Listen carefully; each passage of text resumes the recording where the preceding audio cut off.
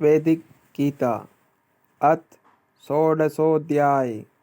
श्री भगवान बोले, भय का सर्वथा अभाव, अंतःकरण की पूर्ण निर्मलता, तत्व ज्ञान के लिए ध्यान योग में निरंतर दृढ़ स्थिति और सात्विक दान, इंद्रियों का दमन, भगवान, देवता और गुरुजनों की पूजा तथा अग्निहोत्र आदि उत्तम कर्मों का आचरण एवं वेद शास्त्रों का पठन पाठन तथा भगवान के नाम और गुणों का कीर्तन, स्वधर्म पालन के लिए कष्ट सहन और शरीर तथा इंद्रियों के सहित अंतःकरण की सरलता,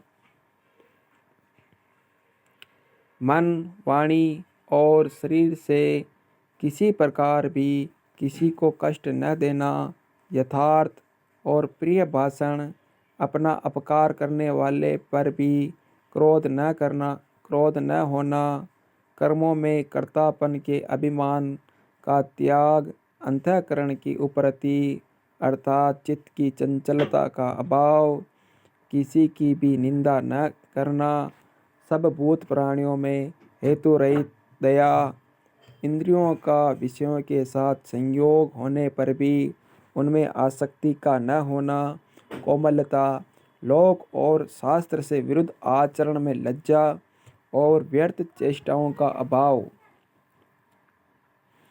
तेज, क्षमा, धैर्य, बाहर की शुद्धि एवं किसी में भी स्त्रु भाव का न होना और अपने में पूज्यता के अभिमान का अभाव, ये सब तो हे अर्जुन देवी संपदा को लेकर उत्पन्न हुए पुरुष के लक्षण हैं। हे पार्थ, दंभ, घमंड और अभिमान तथा क्रोध, कठोरता और अज्ञान भी ये सब आसुरी संपदा को लेकर उत्पन्न हुए पुरुष के लक्षण हैं।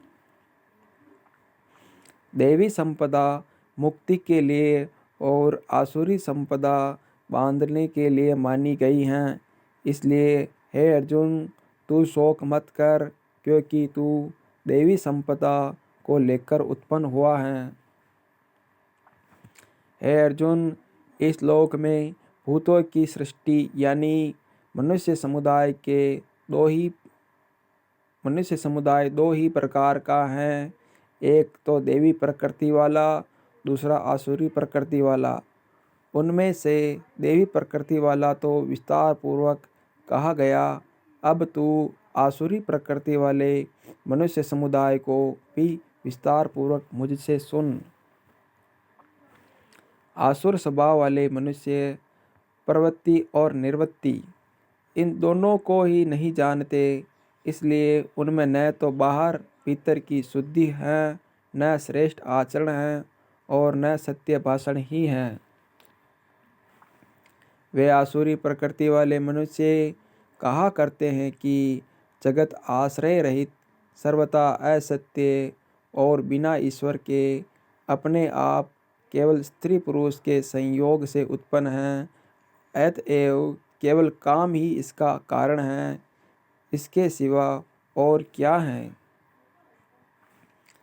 इस मिथ्या ज्ञान को अवलंबन करके जिनका स्वभाव नष्ट हो गया है तथा जिनकी बुद्धि मंद है, वे सबका अपकार करने वाले क्रूरकर्मी मनुष्य केवल जगत के नाश के लिए ही समर्थ होते हैं। वे दंभ, मान और मद से युक्त मनुष्य किसी प्रकार भी पूर्ण न होने वाली कामनाओं का आश्रय लेकर अज्ञान से मिथ्या सिद्धांतों को ग्रहण करके भ्रष्ट आचरणों को धारण करके संसार में विचरते हैं तथा वे मृत्यु पर्यंत रहने वाली असंख्य चिंताओं का आश्रय लेने वाले, विषय भोगों के भोगने में तत्पर रहने वाले और इतना ही सुख है इस प्रकार मानने वाले होते हैं। वे आशा की सैकड़ों फांसियों से बंधे हुए मनुष्य काम क्रोध के परायण होकर विषय भोगों के लिए अन्यायपूर्वक धन आदि पदार्थों का संग्रह करने की चेष्टा करते हैं। वे सोचा करते हैं कि मैंने आज यह प्राप्त कर लिया है और अब इस मनोरथ को प्राप्त कर लूँगा। मेरे पास यह इतना धन है और फिर भी यह हो जाएगा। वह शत्रु मेरे द्वारा मारा गया और उन दूसरे शत्रुओं को भी मैं मार डालूँगा। मैं ईश्वर हूँ, ऐश्वर्य को भोगने वाला हूँ। मैं सब सिद्धियों से युक्त हूँ और बलवान तथा सुखी हूँ। मैं बड़ा धनी और बड़े कुटुंब वाला हूँ। मेरे समान दूसरा कौन है?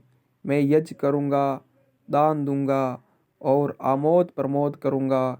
इस प्रकार अज्ञान से मोहित रहने वाला तथा अनेक प्रकार से भ्रमित चित्त वाले मोह रूप जाल से समावृत और विषय भोगों में अत्यंत आसक्त आसुर लोग महान अपवित्र नरक में गिरते हैं। वे अपने आप को ही श्रेष्ठ मानने वाले घमंडी पुरुष धन और मान के मद से युक्त होकर केवल नाम मात्र के यज्ञों द्वारा पाखंड से शास्त्र विधि रहित यजन करते हैं।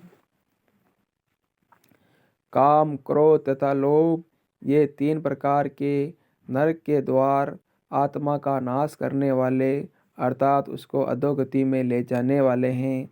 अतएव इन तीनों को त्याग देना चाहिए। हे अर्जुन, इन तीनों नरक के द्वारों से मुक्त पुरुष अपने कल्याण का आचरण करता है, इससे वह परम गति को जाता है। जो पुरुष शास्त्र विधि को त्याग कर अपनी इच्छा से मनमाना आचरण करता है, वह न सिद्धि को प्राप्त होता है, न परम गति को और न सुख को ही। इससे तेरे लिए इस कर्तव्य और अकर्तव्य की व्यवस्था में शास्त्रीय प्रमाण है, ऐसा जानकर तू शास्त्र विधि से नियत कर्म ही करने योग्य है। इति षोडशोऽध्याय।